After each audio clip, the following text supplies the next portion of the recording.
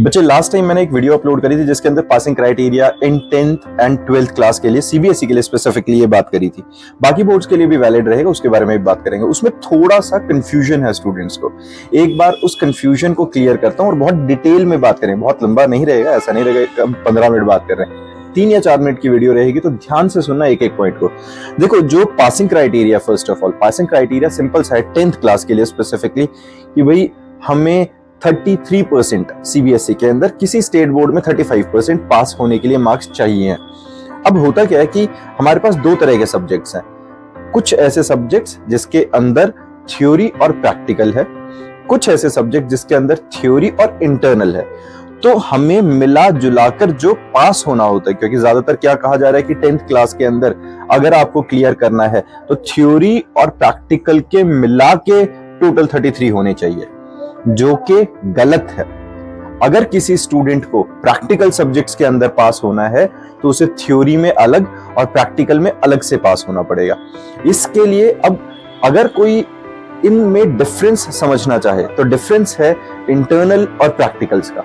जो हमारे पास मैथ्स है, जैसे कुछ सब्जेक्ट्स हैं, मैं अभी आगे लिस्ट भी बताने वाला हूं कि कौन कौन से सब्जेक्ट्स हैं जो हमारे पास थ्योरी बेस्ड और कौन से हैं जो प्रैक्टिकल बेस्ड है, साथ में इंटरनल असेसमेंट है।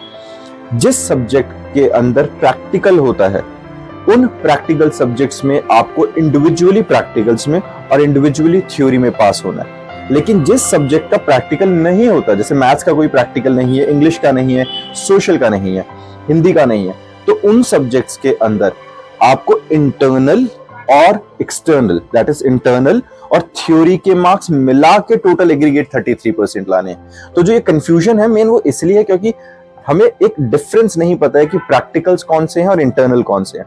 तो मैं एक लिस्ट बता रहा हूं, उसके हिसाब से सबको क्लियर हो जाएगा। ये स्पेसिफिकली फिलहाल मैं 10th क्लास के लिए बात कर रहा हूं। तो अपने पास सब्जेक्ट्स हैं जिस हिसाब से, साइंस हो गया जिसके अंदर हमारे पास फिजिक्स, केमिस्ट्री, बायो है। ओवरऑल 80 मार्क्स की थ्योरी है, 20 मार्क्स का उसके अंदर प्रैक्टिकल है।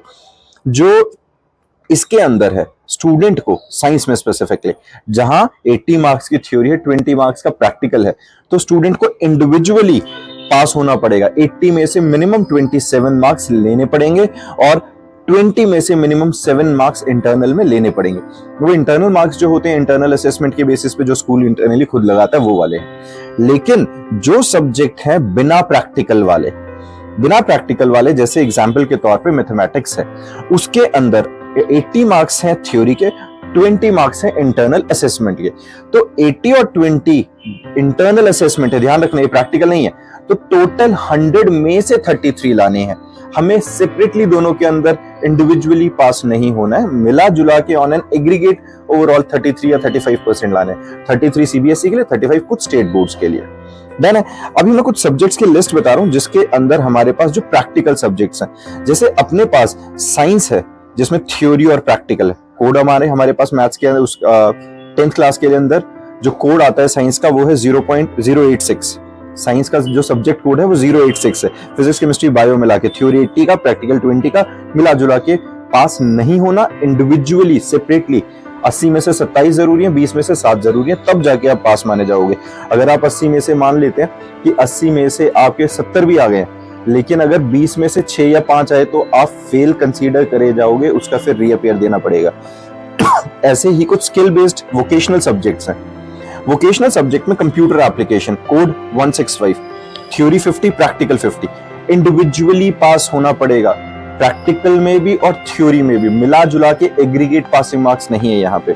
ऐसे ही information technology code 402, theory 50, practical 50, individually pass होना। Home science code 064, theory 70, practical 30, individually pass होना है दोनों में।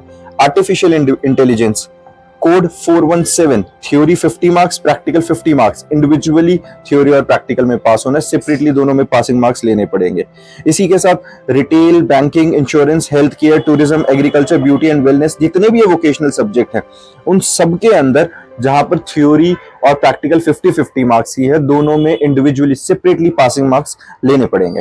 लेकिन वो सब्जेक्ट्स जिनके अंदर प्रैक्टिकल नहीं है, सिर्फ इंटरनल असेसमेंट है, मैथ्स, बेसिक मैथ्स हुआ चाहे स्टैंडर्ड हुआ, सब्जेक्ट कोड 241, स्टैंडर्ड का subject code 041, social science subject code 087, Hindi course A हो या कोर्स बी, कोर्स ए का सब्जेक्ट कोड 002, कोर्स बी का subject code 085, Sanskrit subject code 122 और जितने भी बाकी रीजनल लैंग्वेजेस हैं ये सारे के सारे सिर्फ इंटरनल और थ्योरी के बेसिस पे हैं, इनमें प्रैक्टिकल नहीं है। तो इनमें मिला जुला के एग्रीगेट 33% चाहिए। हमें इनमें सेपरेटली इंटरनल एक्सटर्नल में पास नहीं होना, थ्योरी और इंटरनल में मिला जुला के जो 33 आ गए तो आप पास कंसीडर हो गए। तो ये क्लियर रखेंगे कि सेपरेट पासिंग रिक्वायरमेंट जो है हमारे पास वो किस किस के लिए, science, computer application, IT, home science और वोकेशनल सब्जेक्ट के लिए। और सेपरेट पासिंग किस किस के लिए रिक्वायर्ड नहीं है, हर वो सब्जेक्ट जिसमें प्रैक्टिकल नहीं है, math, social science, English, Hindi और बाकी जितने भी थ्योरी बेस्ड सब्जेक्ट्स होते हैं। तो इसको क्लियर रखना, ये कोई कंफ्यूजन नहीं होना चाहिए कि किस सब्जेक्ट के अंदर इंटरनल में पास होना और किस में एक्सटर्नल। देखो पहली बात तो पास होने से ऊपर का लेवल बनाते हैं कि पास वाला तो बहुत गलत सिचुएशन है कि अगर जो कोई बच्चा सिर्फ पास होने के लिए पढ़ रहा है। लेकिन फिर भी अगर हम वर्स्ट सिचुएशन की भी बात करें तो ये ध्यान रखेंगे जिसका मैथ्स बहुत वीक है वो अगर थोड़ा भी पुश करेगा लिमिट्स को, इंटरनल में थोड़ा अच्छा लग जाता है और एक्सटर्नल में आपकी थ्योरी के अंदर थोड़ा भी ठीक स्कोर करोगे तो बेंचमार्क को तो एटलीस्ट क्रॉस कर ही लोगे। बाकी फिर भी कुछ इशू आता है तो कमेंट सेक्शन में मेंशन करना, उसके ऊपर सेपरेट वीडियो डल जाएगी। और अगर छोटा मोटा कोई क्वेश्चन हुआ तो कमेंट सेक्शन में ही आपको आंसर जरूर मिलेगा। All the best.